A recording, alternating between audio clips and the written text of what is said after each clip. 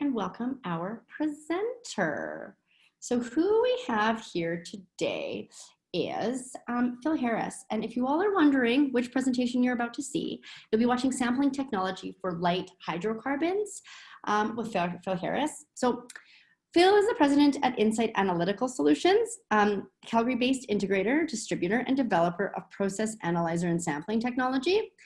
He's a Bachelor of Science in Physics, Masters of Science in Chemistry, 35 years experience starting in the nuclear industry and coming to Alberta to develop access analyzer solutions for the oil and gas industry in 1993 with Western Research. Phil is a fellow of the ISA, recipient of a Lifetime Achievement Award for Technical Innovation, the ISA Award for Excellence in Technology Presentation, and a 7-time recipient of the GTFK Award for Best Technical Paper. He's the author of over 30 technical and research papers and travels internationally to teach courses on the design of process analyzer sample systems. And Phil, you are welcome to pop off mute, and I will hand the microphone over to you, sir. Awesome. Thank you, Chelsea, as always. Yeah, thanks everybody for showing up. Again, always have to start out with a thanks to Chelsea and her team because she does a great job of just getting these things set up for us, and always appreciate all the help. Lots of faces on here I recognize. A bunch of the Swageock guys, Rich, Jacob, hi, Randy, the JP3 guys, Randy, Chad, Mark, good to see you. So Ken Hume was on here. So yeah, there's lots of colleagues and friends. That's cool. It's always like that when we're going to do these. So yeah, as Chelsea said, we're going to talk about kind of sampling technologies for light hydrocarbons. And so let me make sure I got all my tech working here. Cool. Yeah, we're going to talk about sampling technology for light hydrocarbons, and specifically a lot about how we go about properly pulling a sample for lab analysis. You know, custody transfer agreements are still often sort of managed and guaranteed by what the lab does. People argue about analyzers all the time. You know, obviously a lot of people know me as an analyzer guy, but really what we always have to do is prove performance and prove that we meet or we agree with an accepted standard. And that standard is often based on the lab.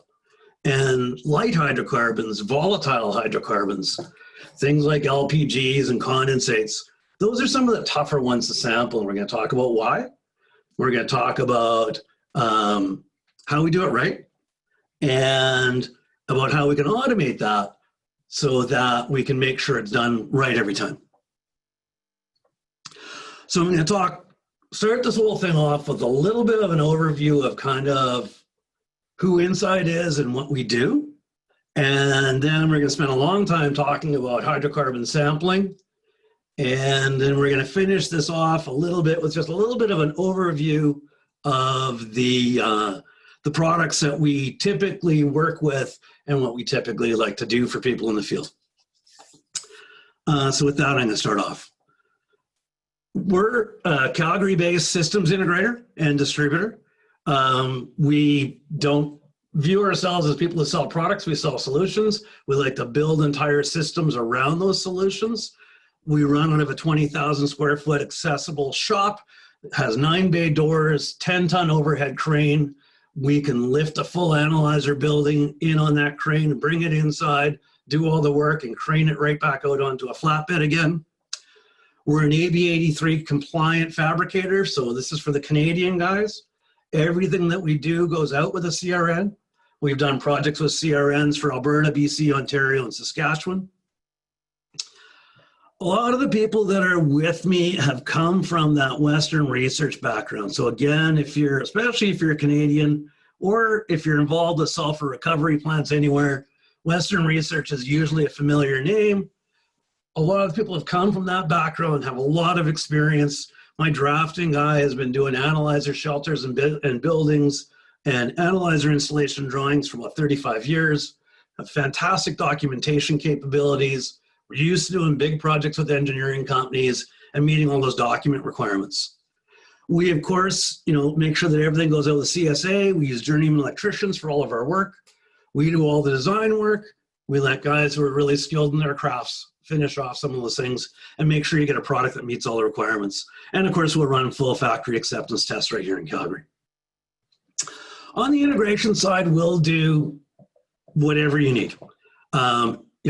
These are little regulator panels that we just did for Coastal Pipeline, to things like oxygen and water analyzers with a sample system around it, to things like full composite samplers. This one's out, I think, at Fort Saskatchewan, I think that one is. When we do systems, we like to do a lot of things that make them very operator friendly.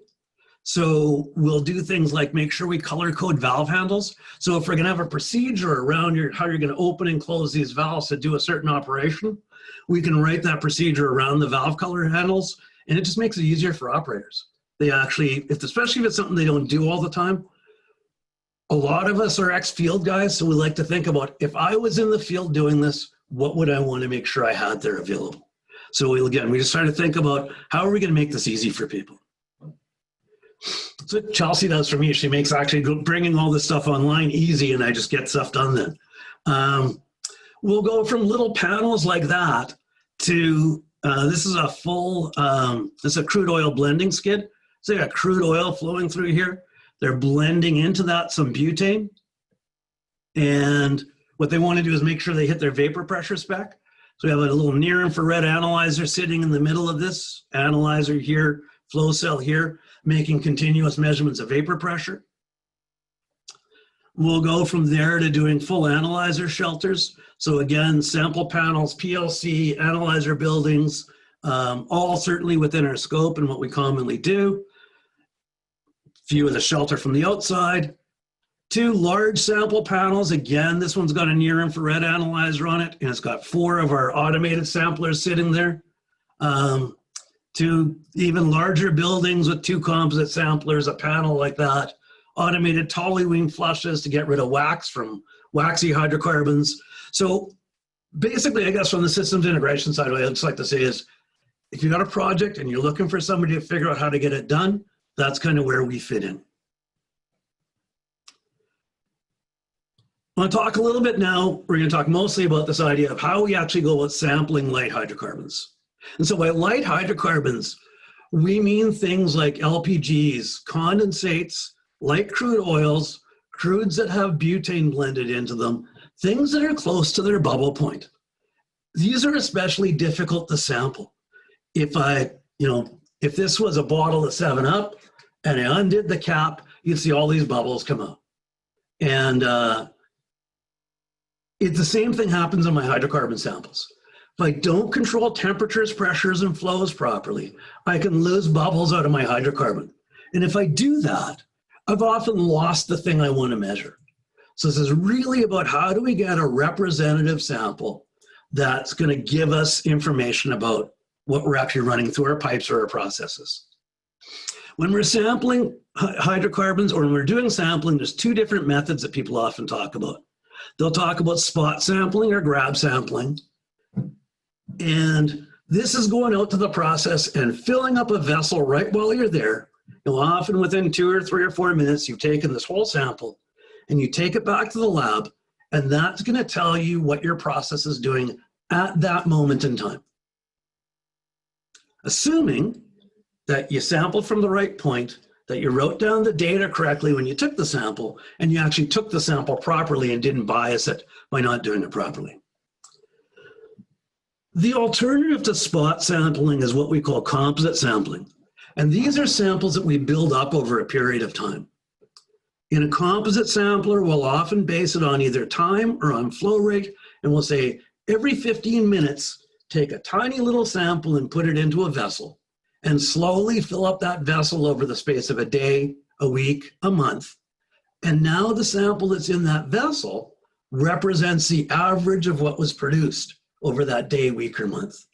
And so from a custody transfer perspective, who can I pick on? I'll pick on Dale because his mic doesn't work.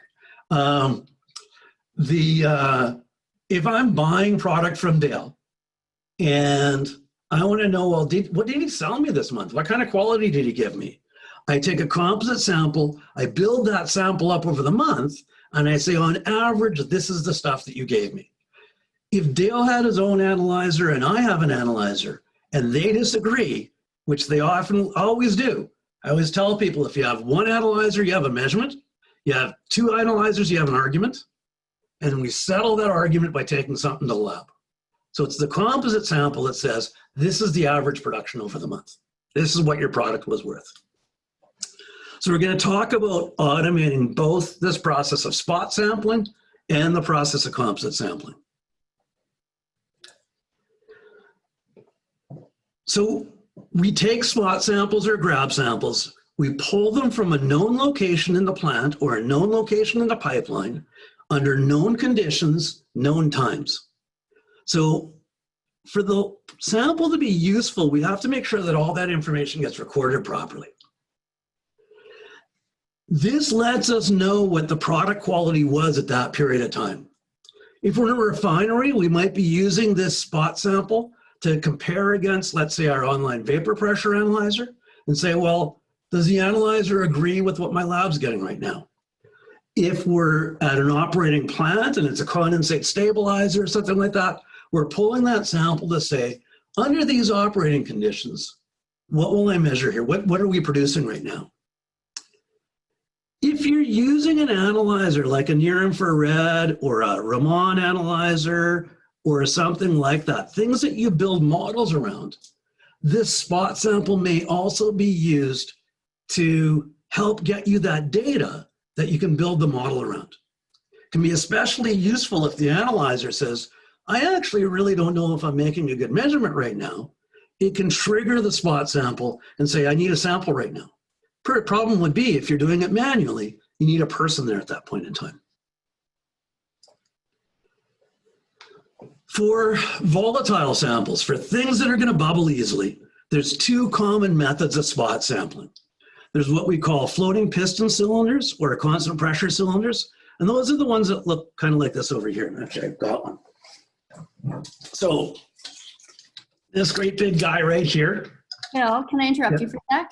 Yeah, sure. Hey, everybody, now that everybody's here, what you can do, Phil should be small on your right-hand side of your screen right now. You're welcome to, because he's just little right now. If you want to just grab that toggle, it's running vertical along your screen. Grab it. If you kind of put your mouse over top of it, you'll see that it highlights. You can actually move that so that Phil takes up more of your screen and then just play with that a little bit. So just so you all know, you can, now's a good time for that. Thanks, Phil. Yeah, if you want to zoom in, that's the way to do it. So in a floating piston cylinder, there's a piston inside here. And what we do is we back pressure it with nitrogen from the backside, push the piston right up to the top of the cylinder. Sample's going to come in over here. When we want to fill it, we don't want that sample to bubble, so we have to keep it under pressure. So we start to slowly bleed the nitrogen off of this other end. And as the pressure of the nitrogen drops, then the process pressure overcomes it, and it starts to push that piston back.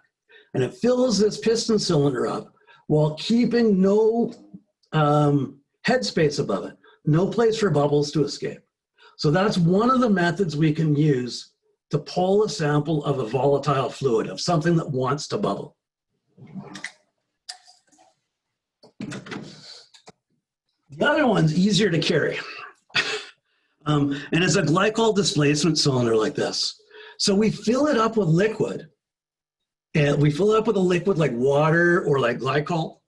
And as the process fluid comes in on this end, it's pushing the glycol that's in there out. And again, it leaves no space for bubbles or headspace. And so now we can fill this whole thing up while keeping it under pressure. So those are the two common ways of trying to take a sample of a liquid that we don't want to let it bubble.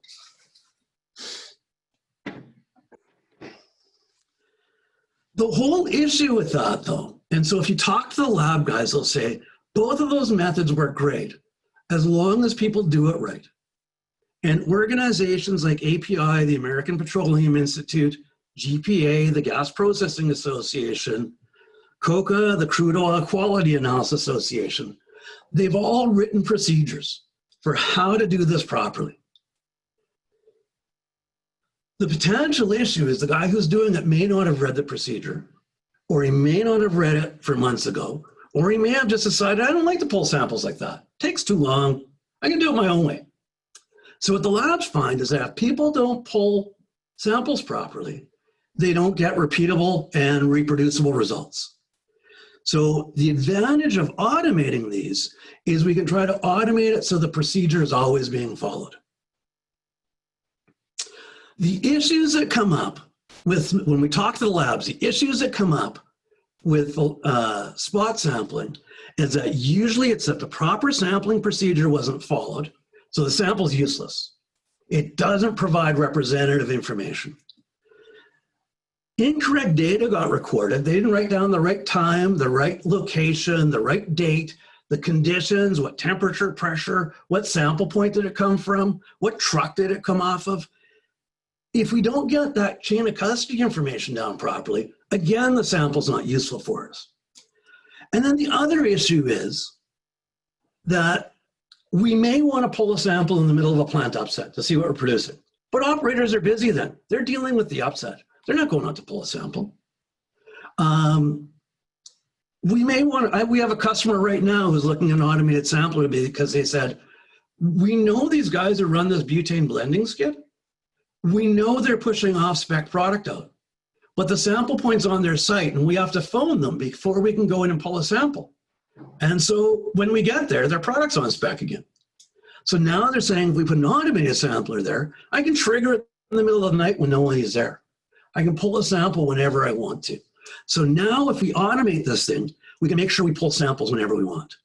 And if we're using an inferential analyzer like an infrared or a Raman, and we want to build a model around that, now we can say, well, the analyzer has an error, a fault in it saying, I don't have good data right now. I'd love to get a sample of this so I can flesh out my model. And now the analyzer can trigger that. Just got a little video in here that in this bottle, the guy pours a little bit of a light condensate into that vessel here. And you can see why, again, we say if you don't control pressure, you're going to have all these issues. So this is a condi that's actually not bubbling when it's under pressure, but as soon as it's exposed to atmosphere, I'll just run that real quick again because I just took a short piece out of it. This was borrowed from Intertech Labs on their website. But so when we have a light condi or a crude oil or an LPG, and you let the pressure off, those bubbles escape. And those are often the things that we're actually trying to measure. So when we think about those two different devices for doing measurement or for taking sampling, I just want to talk briefly about how they work. So this one is a floating piston cylinder, or people will call them a constant pressure cylinder. And what we do is we back pressure it. They call it the pre-charge here. We back pressure it with something like nitrogen. That pushes this piston all the way up to the top. When we want to take a sample off the pipeline, we start to bleed that nitrogen pressure out. We let that nitrogen pressure drop. Once that pressure is below the pressure that's in the pipeline, it starts to push liquid hydrocarbons in, and it fills this thing up at the same pressure as the pipeline is at. So that lets us get a sample be taken where there's no risk of phase change because we haven't let the pressure change. So by doing this, we can try to make sure that we keep all the volatile stuff in the sample. Again, there's a whole procedure to do this properly though. If we just did it exactly as I said it, this whole line would have been full of old fluid. Nothing had purged it out since last time a sample got done. So there's a period of time we actually have to open this purge valve, make sure we purge it for the appropriate period of time.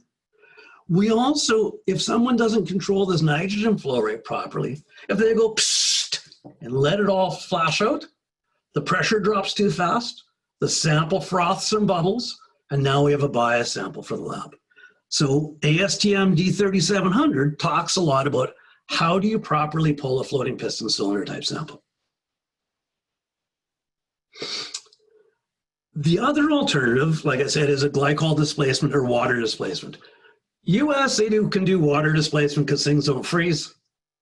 Up here, of course, we use glycol because things freeze. So we take a standard grab sample vessel. So this is, the same thing as I might take a gas sample in. I've got whatever this is. I've got crude or LPG or condensate flowing along up here. and I fill that vessel up with glycol. If this valve is closed and I open this valve, now I've got the crude oil pressing down onto that glycol. If my needle valve is closed and I open this valve, it can push against that needle valve, but it's got no place to go. So my process fluid is being kept under pressure. As I open this needle valve and start to let that glycol come out of there, it starts to let some of the crude oil or whatever it is I'm sampling come in, but it comes in under pressure the whole time. And now I can just bleed off more of the glycol, bleed off more of the glycol until that vessel is 80% full. Again, this is part of the requirements for these things. You're only supposed to fill them 80% so that you can bleed off the liquid and leave some headspace, so if the thing heats up, you don't have thermal expansion issues. So again, so a glycol displacement cylinder is another way we can pull a sample while it's under pressure. So again, I just want to remind you of those issues because we're going to talk about how automated sampling deals with that. Proper sampling procedures not followed. Incorrect data recorded and no one available to pull a sample when we want it. So now we'll talk about why we automate these. We automate it, we put pneumatic and actuated valves around that whole system because when we look at the procedure, there's a whole procedure that's supposed to be followed of open this valve, bleed at this rate, keep it open for this period of time. So we take that whole process and we put this all into a PLC. This allows us to do things like configure all of our stream names, and someone says, this is where I'm pulling my sample from. If we have an online measurements of things like temperatures and pressures, we can show all that data for when the samples are being pulled. If we've got some other online measurements like vapor pressure or propane values, we can show component values on that stream so people will know, hey, this is the kind of sample I'm going to be pulling right now. We can bring in all sorts of alarm details and analytical results. So a person can look at this, they can be at the panel deciding, do I want to pull a sample now or not? And they can get at all that data. They can get all the maintenance status. We can put cylinder serial numbers in. So again, remember, we said we want to control the process. We want to make sure the procedure is done properly. We want to record all the chain of custody information. So now we can do all that. We can also use the panel to have, we can have 6 or 8 cylinders there and say, well, these 4 are full and this is the one that's ready to be filled next. All of that stuff can get automated now. We can change how it also gets triggered. And so we can bring in a trigger from someone being in front of the panel and pushing the analyzer, pushing a button and saying, I want to pull a sample right now. Control room can send a signal over via digital and say, I'd like you to pull a sample for me right now, please. If we have an online analyzer there and the analyzer says, I don't know, this product looks like it's off specification, it can trigger the panel and say, I want to pull a sample now. Or we can come in remotely over a SCADA system or anything else like that, send one digital out to tell that PLC, I want you to pull a sample. And all of that can be done automatically. So now we can put that full thing under control. We can control how fast it fills. We get a cylinder status. We know whether the cylinder is actually present or been removed. We know whether someone said it's okay to fill that cylinder. We can trigger it locally, like we said. We can have alarms that said, this cylinder took too long to fill. Something went wrong. We can use things like a truck offloading skid. If you're using a Spartan truck offloader, it can say, hey, I'm actually offloading a truck right now, so I'm going to give you a permissive and tell you it's okay to pull samples. And while we do that, all that data is getting recorded in the PLC, getting stored someplace else, and we now have full chain of custody. We can do the same thing with floating piston cylinders, very similar sort of screen layouts. The big difference with these is we use magnetic sensors so we can determine where that piston location is as the thing is getting filled. Remember, we're only supposed to pull these to 80% full, and we're also supposed to monitor how long it took to fill the cylinder. So we know if it gets filled too fast, we probably have a bad sample. We know if it got filled too slow, we probably don't have something set up right. So we can use the PLC to do all kinds of diagnostics now. We can get complete diagnostic screens. You know, this one's saying, hey, I got a bad sample over this time. Oh, this cylinder over here is full and it's got a good sample. Oh, here's all of my diagnostic information about how that panel's running, what the process is running like. Because we control all of that code, we can customize these systems for any application. So truck loading and offloading is different perhaps than automated sampling in a custody transfer application, and is different for how we want to do it with an inferential analyzer. So we can build that PLC package around the application we want to target.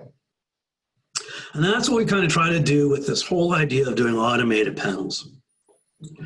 This is a big one that we did for Kiera. We do this because, again, grab sampling is still one of the accepted methods to assure compliance. And as we said, you know, now we can pull the sample according to all the best practices. We can trigger it however we like, make sure the sample gets pulled the same every time. And we also have a safety and health aspect here. We don't have to have a body out there pulling a sample. We don't have to worry about someone spraying liquid propane out of the sample as they pull it or doing something incorrectly. It's all under PLC control. And now operators just go out and say, oh, all 4 cylinders are full. I should take those out, send them to the lab, put new ones in.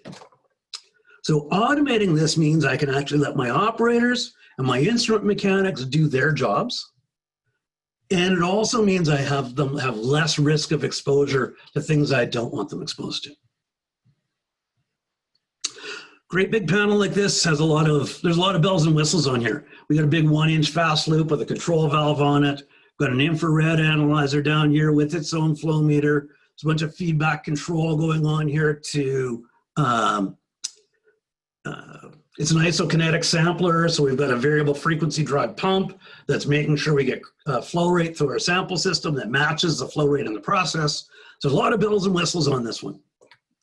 We can take that whole thing and simplify it and make it into one small panel, put as many cylinders on there as we need to, trigger it however we like, use different types of actuation methods, and basically customize this again to every application so that we can get repeatable grab sampling, full chain of custody information, and really no human intervention involved at all. We're doing one of these right now, which is just one sample. And that's for that application where they said, we want to be able to pull a sample in the middle of the night. So the guy just says, I want to be able to trigger that thing and pull a sample whenever. Guys know we don't always pull our samples in the daytime, so they always put the bad stuff in our pipeline at nighttime. So now I'm going to sample random times with an automated sampler. We're doing another one that has 28 samplers. This is for a big truck offload. And they say every truck that comes in from every different plant that delivers different products to us, we're going to periodically fill a cylinder for that truck. And now we get an idea of what those truck values are. So we can expand or make these bigger or smaller as needed for the applications. All right, so that's automated, that's spot sampling and grab sampling. So now I want to talk a little bit about composite sampling. Composite samples give us a time or a volume weighted average. So either we say, I have my accumulator vessel. This is going to be where I'm going to store my samples. And what I decide is that every 15 minutes, I'm going to put 1 milliliter of coffee in this cup. And over the course of the day, this cup is going to fill up. And that's going to tell me on average, what kind of coffee did my little coffee shop make all day? Or it could be crude oil flowing down a pipeline. And I say, every 30 barrels that goes by, I'm going to put a milliliter into this cup. When the cup is full, I'm going to take it out. I'm going to target this that it's going to take a week. And that's going to tell me my average production for the week. So we've done these on shiploads where people are putting LPG onto a ship, ship it to Japan. They're going to take 3 days to fill up one of these big tanker ships. And they say, I want a composite sample that gives me the average of the stuff that got put onto that ship over 3 days. And now I can take that to the lab and say, oh, is that average product, what's in the whole hold of that ship, is it on spec for what we're supposed to ship? So the composite sample represents the average of the fluid over a period of time. And it says, on average, was my product meeting specifications, or what's the value of the product I've been producing? The reason composite sampling works so well, or one of the reasons, there's 2 reasons it works well. One is it gives us that volume average. And the other thing is, if we just tried to do that average by, say, taking a spot sample each day, I could say, what's my average over the month? It's a daily sample, and I send those all to the lab, and I average the 30 numbers. If you do that, the way the statistics work out, if I had 10 little pieces of gold that were supposed to be 1 gram each, and I weighed each individual one, I get an error in each one of those measurements.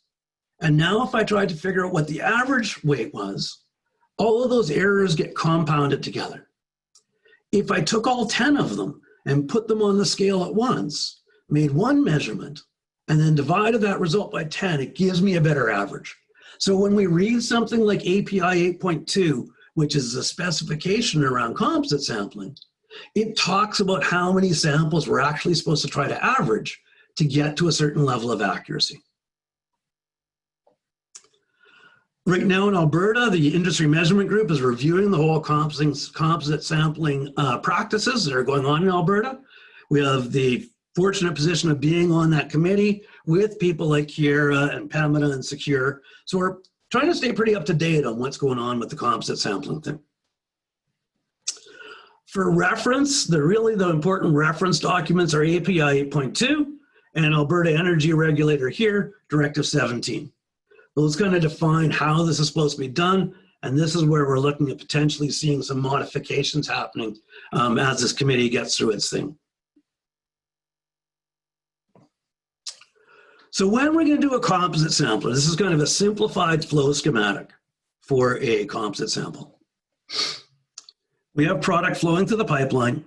We have a probe in there to extract a sample.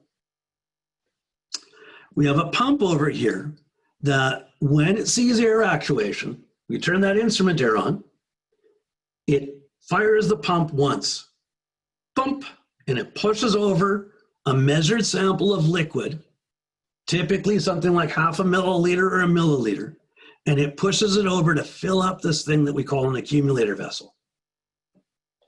The accumulator vessel has a piston in it, and it's back pressured with typically nitrogen.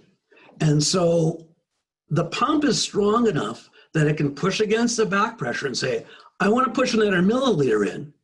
So it pushes the piston back against the pressure of nitrogen that's there.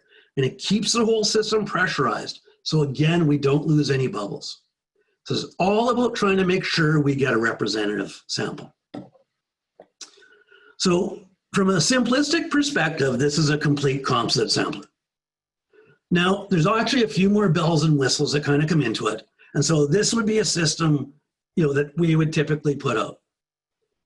It has this accumulator vessel that you see over here. This one is about 15 liters. So it has 15 liters of total volume, and we can keep on pushing samples in there and fill it to about 80% full, or about 12 liters into there.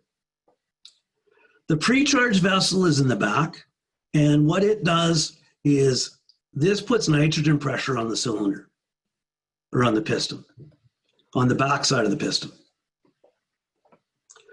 So that's what's going to keep the system under pressure so we don't lose any bubbles. API 8.2 says you have to have a continuous reading of the piston position. So we have a level transmitter in there that's letting us know, is this thing actually filling up properly? Because we want to know, the pump's supposed to push in 1 milliliter every shot. 10,000 shots should be 10 liters. We want to know, did the piston move the right amount back? If it didn't, it means probably the pump's not working right. So we want to have that level transmitter in there. We usually add a place, because this cylinder is so big, you can't take it to the lab. So what you have to do now is pull a sample off of that cylinder. So we add a place where we can put one of those floating piston cylinders into there and say, I'm going to make it easy for you guys to pull a sample. Just going to clear my ink off of here for a second. And then maybe we can zoom on this a bit. There we go. So this lets us have that lab piston cylinder waiting to be filled. We have that color-coded valve manifold that makes it easy for people to do their operations. We put the instructions right there in the middle for how to actually do all the operations and give them all the right hardware to get this done. I'll talk about this mixing valve later, and on this one, the injection pump is going to be out near the pipeline, so the injection pump's not shown here. When we look at these systems, there's a bunch of parts that come into play to do this properly. One of those is we want to have a probe. When we're sampling for things like this, especially if we're trying to do things like how much water is in my crude, pretty important measurement. That percent water cut in crude oil is a big part of determining crude oil value. So there's things that have to be done. Sample has to get mixed out here. So you'll put in a static mixer or a cojet mixer or come in right after a pump. We'll take a probe that is angled and the probe opening is put towards the direction of flow. We want to try to get any entrained water droplets. So it's important to us that we sample this in a way that is not going to either preferentially pull water in or preferentially reject water. So oftentimes we'll do what's called isokinetic sampling, and we'll try to make the velocity that's going up this probe, we'll call this velocity of the probe, and we have a velocity of the fluid that's flowing in the pipe. What we want to do in isokinetic sampling is match those two velocities. That way we actually don't try to preferentially pull in water or reject water. We've got to make sure it's well mixed before it gets to the probe, make sure we sample at the right speeds, and now we can actually get a sample that's really representative of the process fluids. In normal operations, the composite sampler is just sitting and flowing in bypass around the pump. It's flowing past that pump. There's some kind of sample return pump or low pressure return point, and there's this continuous flow there that keeps a fresh sample always in front of that injection pump. The injection pump itself looks something like this. In this case, it's mounted external to the cabinet. You can see there's a 1/2 inch cross down here. So there's a 1/2 inch fast loop in this case. And that's got continuous flow going past that pump. It goes past the pump head, and here's where the injector is. When this pump gets a shot of instrument air, the injector says, I'm going to take that sample and push it over towards the composite sampler. You can adjust the injection volumes. Right there at the pump head, you can adjust this screw to change the size of your injection volumes. And so you choose the size of the injection volumes for how many samples you want to get over what period of time or over what flow rates. And that pump is just there to push little shots of fluid over to the accumulator. Oops, hit the wrong button. Got to close this for a second and come back in. Sorry.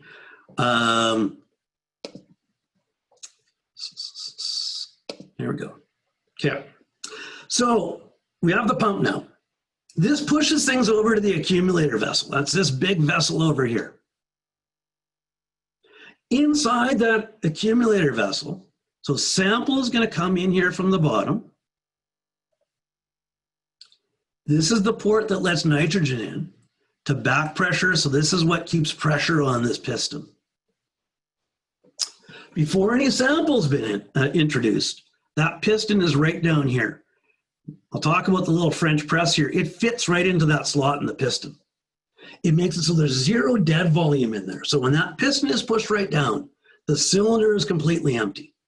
As we start to push liquid in, that pushes the piston back up. The little piece in here that I like calling the French press, because it looks like one of those coffee maker things, is on a push rod that's activated by another piston up here. And we can use air from up here to push this mixer up and down. So it sits inside the cylinder. Now we've got this mixture of water and oil in here. The water's settled to the bottom. So now we take the French press and we go up and down and up and down and up and down. We mix all the water with the crude. So now when we pull a sample, we get a sample that's representative of how much water was in the crude. API 8.2 says, got to mix it at least 6 times with the French press. They don't call it a French press, but anyways. So that's my accumulator vessel. That's what I'm going to fill up with sample.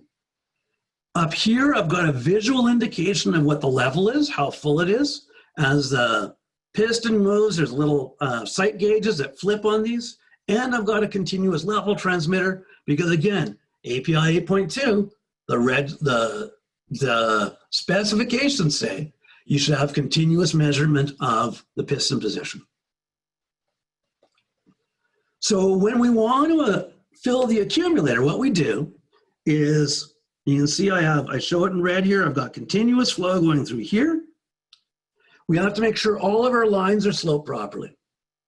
Again, we want to measure water and crude. If we leave a low spot in the sample system, we're going to end up with water building up there. So we want to make sure all of our lines are sloped properly. That continuous flow goes by the pump. The blue up here is showing instrument air. So my PLC controls an actuator that controls a valve that says, give a shot to the pump. The pump pushes liquid over towards the accumulator. Little indication here, keep that slope down, and that's going to go over to the accumulator. That's how we're getting liquid that was flowing through the pipeline, comes through this fast loop, goes past the pump injects a shot of liquid to go and try to fill the accumulator. We keep doing that until we've filled that accumulator to an appropriate level, which is typically about 80%. We measure that level, as I mentioned, with a level transmitter. So we'll have both visual, so you see a visual scale over here that's showing how full it is, and an electronic measurement. And this lets us determine that the pump's giving us the right size of shots. We can calculate after 4,000 shots, I expect this thing to be 4 liters full, that's 30%, and so I know where that level should be. This lets us get feedback on, are we actually getting a proper sample? Or are we sampling at the right frequencies and the right volumes? Before we take a sample out for the lab, we want to mix that thing. And so the way that is done is in that headspace up here, there's another piston, and it can have air pressure on this side or air pressure on this side. And we use a little 3-way valve, aptly called the mixing control valve. We use that to control the mixing. It's just got a little handle on it here. And you can see a little handle right beside the red valve handle. And you take that handle and flip it one way, and it puts pressure on one side of the accumulator, and it pushes the French press down to the bottom. And you flip the handle the other way, and it puts pressure on this side of the accumulator. Oops, sorry, on the lower part of the control piston, and that slides the French press back up again. So that French press piece is going to go up and down and up and down, and that mixes the stuff that's inside the accumulator. That makes sure we have a well-mixed sample. If we have hydrocarbons of different densities, but even worse is water or any fluid that's immiscible in the hydrocarbons and denser, it's going to want to go to the bottom. So we want to set that mixing piston or that French press piece, have it go up and down enough time to ensure we get a well-mixed sample. As I said, we incorporate a lab cylinder on these things so that you have a place to go and pull your sample. So we've got a floating piston cylinder sitting off to the side. That's what I'm going to fill up and take to the lab. We put the operational instructions for how to do that, all the color-coded valves in there, like I said, and to try to make sure that people do this in the proper sequence. This is a manual sample now. Guys are going to go and do this manually. We don't have a computer controlling this necessarily. So now we want to make it easy for an operator. So there's a couple of different modes we have to go into as we're going to do this. again, if I look at this guy, so this is the head part of the floating piston cylinder. There may be a run of tubing. There's often a, half a meter of tubing or something like that between this inlet point. It's full of old fluid. That tube's got no flow through it. So the first thing that has to happen when we're going to pull a sample is we have to open this bypass valve and let fluid flow in and flow past the head of the cylinder before we bleed off any nitrogen pressure. So we want to keep the floating piston back pressured with nitrogen. The piston stays right up at the top, no hydrocarbon going in, and we just want to purge out all the lines and the heads. So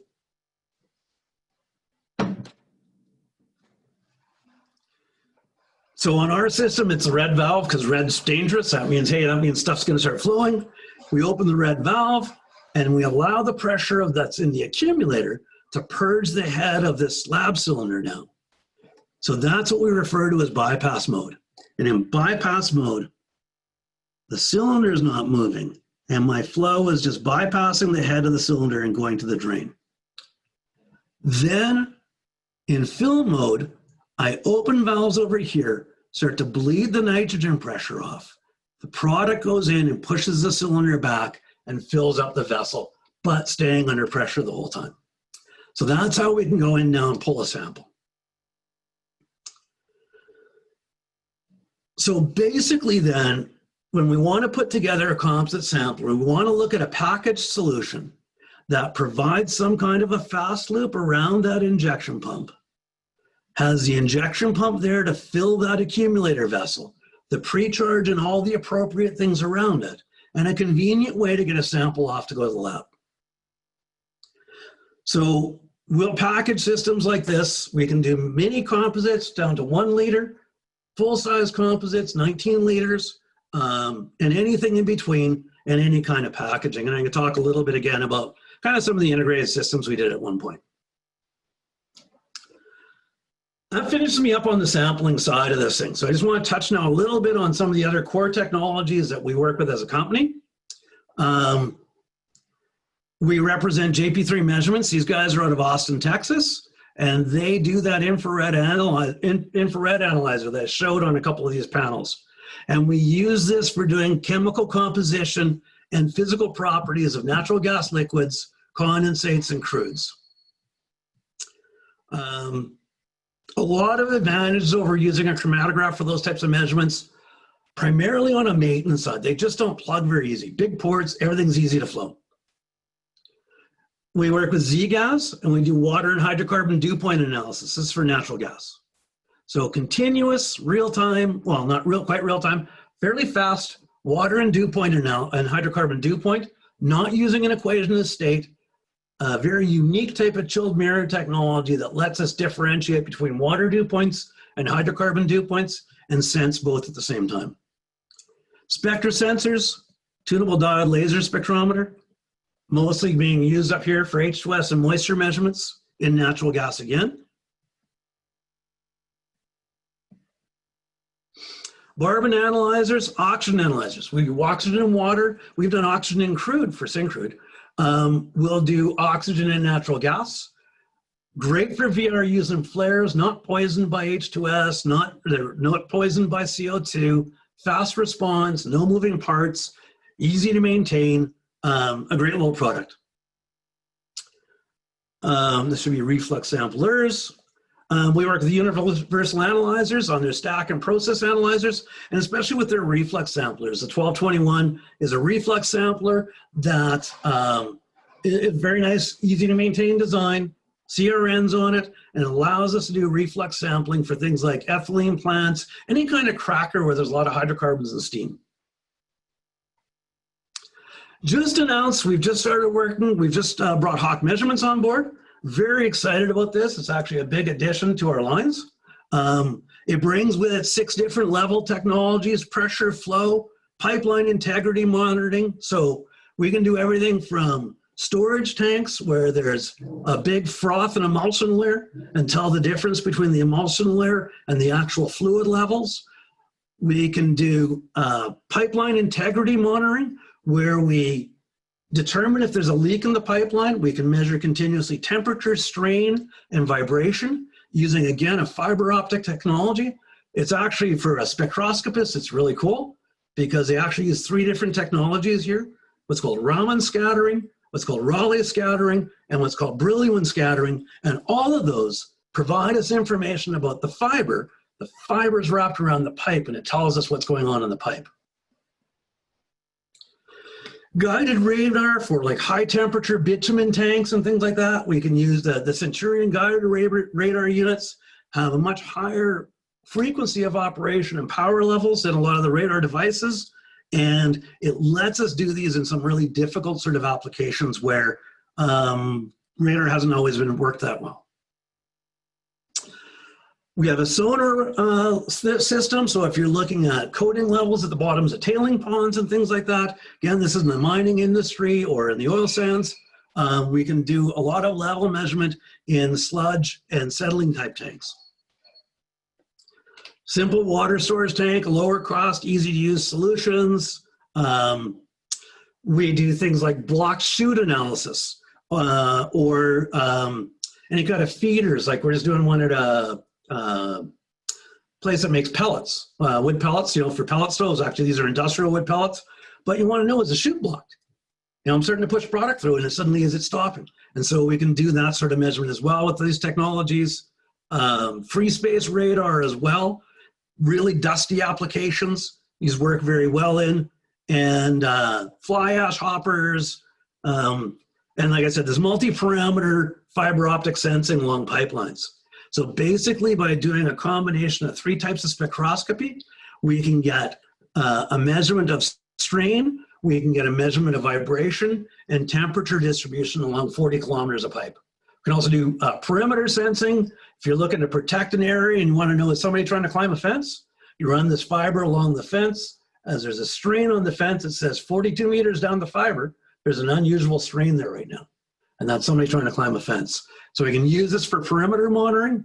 We can actually use one fiber to monitor a pipeline, to monitor vibration on a compressor, and to monitor a perimeter, all on that 140 kilometer piece of fiber, doing 3 different types of monitoring along the length of fiber. So it's a pretty fascinating product line to come on with us, and we're quite excited about it. So with that, I'm going to kind of wrap up. This thing just animates through a bunch of systems integration products we've done. Composite Sampler at NWR, Composite Sampler on Pembina pipelines, automated sample panel with an infrared analyzer, automated sample panels, PLCs in a full shelter, toluene flushes to clean systems out, automated valve assemblies for other parts of sample systems, another sample panel on an analyzer shelter, then an automated sampler, because it's an automated sampler talk, composite sampler again in a different facility, full analyzer building. I love this picture.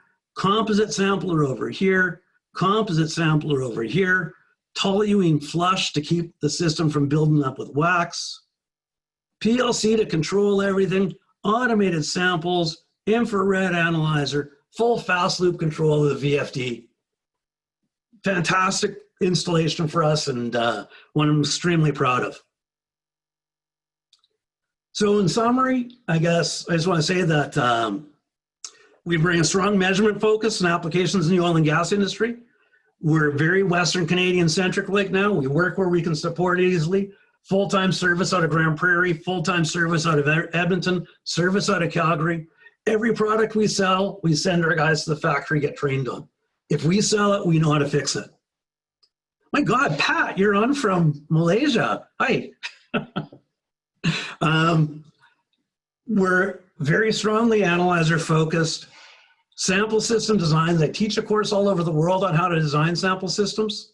And it's part of the things that make an analyzer work properly. It's one of the most important things. If you don't get a good sample there, that analyzer is not very useful. And we've been implementing a lot of this technology along with bringing new technologies like JP3 and near infrared spectroscopy, and now this new Hawk technology to Canada, and we're proud of doing that as well. So I want to say a thank you to both the Making Measurements Matter sort of website thing and how that's all been working to help to get people these things. I really appreciate the number of people who have come out, the number of people who have signed in. To Chelsea, She's helped with that whole website thing. She does all of this hosting. She's helped to brand this whole thing and make it something that really works. So thrilled with that. And if there's any questions, happy to try to address those. Thank you, Phil. You're welcome. Okay, guys, so anybody that would like us to ask questions on your behalf, you're super welcome to go ahead and type those in the chat to everybody. I will grab them for you. And now is also a fabulous time to just pop off mute and ask Phil yourself. He's all ears. Hi, Phil. Dale here. Is it working? Yeah. You're speaking. Hey. Oh my God. Hey. Woohoo. Kelsey, can you mute him? Nice try, buddy. Yeah. Yeah. Hey, Phil, my question goes back to the automated grab sampler and applying it to custody transfer. I was wondering, is it a good idea or a good practice if you're the producer to avoid, I'll call it peeing contests between you and the buyer, that maybe you should disqualify grab samples that are occurring during a time when you're not stable on your process? Oh yeah. Yeah, I think that, I mean, it's kind of like when we were doing stack gas work, right? Yeah. You wanted the plant to be running under normal operating conditions when you're going to pull a sample. Right. No. Is that something that's kind of normally done anyway? It depends, yeah. And these guys sometimes guys kind of cheat too. If they know the guy's only going to come out and pull a sample once a month, they say, well, I'll produce my best product that day. Oh yeah, absolutely. Yeah, bring your right. Yeah. On the custody transfer side, it's one of the reasons, again, why they try to use composite samplers, because that then averages the stuff out on the custody transfer side, right? So now if the guy had an upset one day, if the guy knows he had an upset one day, he said, geez, I was probably high on vapor pressure that day. Well, now you can, I'll purposely try to produce some lower vapor pressure product for a couple of days and get the composite to balance out. Right. Yeah. And I guess to drill into that a little bit deeper, is there kind of a, I don't know, maybe an industry standard to say, well, if I'm within or outside of 5% of set point, I'm going to just disqualify samples or something like that? Oh, a lot of times they'll, no, a lot of times they won't, because actually with the guy, to see, it all depends now. This is where actually that peeing contest comes up. Because now if I'm on the receiving side, I want to penalize you for that. Yeah. I want to catch you and penalize you for that. Actually, that's what a lot of these guys, why they want automated samplers, because they go, well, actually, I think I can catch a sample now when the guy's off spec and say, hey, I'm going to make you pay a penalty. I'm not going to pay you. You gave me more butane than I want, so I'm not going to pay you for that production. Right. So that's why a lot of times, so now it depends on who's pulling the samples when, right? So now, again, you run into that whole thing that they pull two sets of samples. Gotcha. Yeah. Well, I guess while my mic is working here, I got one more question on composite sampling. Mm-hmm. So you've done the French press thing 6 times. You got everything nicely agitated in your accumulator there. Is there a time period that the lab has to do the analysis to make that measurement valid? Yeah, great question, because we, it's one of the things we actually had kind of an R&D project looking at that. We built an accumulator that's clear, so you could actually see how long it took for the water to settle out of it. So what you're supposed to do, so like Pamina's thing is, as you're agitating your 6 times, you're pulling your lab sample off as the 6th agitation is going on. So you're trying to get that sample into the other cylinder that goes to the lab. And one of the things I didn't mention is inside these floating piston cylinders, there's actually a ball that you can take the cylinder when you go to the lab and you go like this with it, and the ball falls back and forth and it agitates what's inside this, so the lab can pull a sample off of this. So you want the accumulator agitated, fill your cylinder as fast as possible, agitate the cylinder when you get to the lab, and try to do your analysis. Right. Yeah. But yeah, and so there's not a spec written down though about how long you have. And so it's different. Like if you've got a heavy crude with, say, a density of 950 or something like that, well, that's pretty close to water, so the water doesn't settle out very fast. Right. But now you got a condensate with a density of 750 and really low viscosity, and the water settles out almost right away. So it's really dependent on product too. Okay. So one of the things we were doing was looking at trying to build a zero internal volume pump that you could run the pump off of instrument air, and it would just agitate the hell out of it And really finally, the smaller you make the droplets, the longer they take to settle out. So we're trying to make it so we just get better mixing. Yeah, makes sense. Yeah. All right. Thanks, buddy. Thanks, Gil.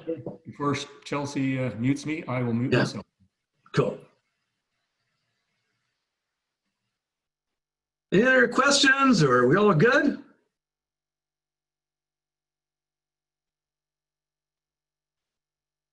Looks like we might be.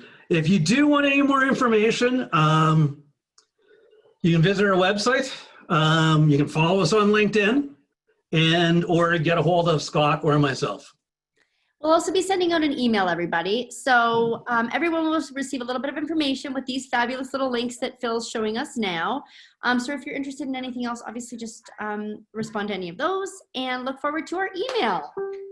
Thank you. Yeah, and we did video record this, and I think we're planning to put this one up, probably on YouTube or Vimeo or something like that. So if you have any colleagues who you thought, geez, it would have been good if they'd seen this, we'll find a way for you to get a hold of it. Perfect. And Phil, just so that you know, there's lots of thank you Phils in the chat. In case Awesome. Thank you. Great feedback there. Yeah, you're welcome. Well, everybody, thank you so much again. Thanks everybody for joining us from all over the world. Everybody enjoy your days. Thank you so much. All right. Thanks so much, everybody. Thanks, Phil. Ciao. Bye. Thank you.